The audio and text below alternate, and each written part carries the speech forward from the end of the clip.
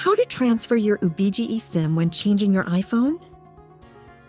Your Ubigi eSIM profile must be deleted from your first device before you reinstall it on another one. Step 1.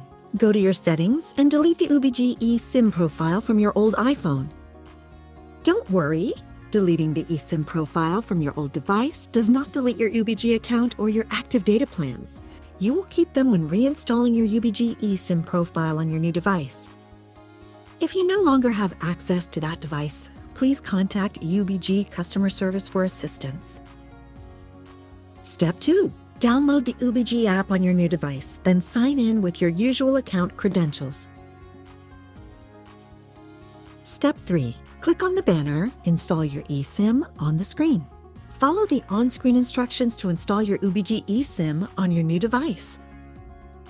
If the eSIM profile is not removed from the original device, the Install Your eSIM banner will not be displayed, and reinstallation or transfer will not be possible. Once your eSIM is installed, this will restore your account and data plans on your new device. 3 reasons Ubigi makes every trip better. Smart start at your destination. Data sharing across devices. Easy top-up, no data or Wi-Fi needed.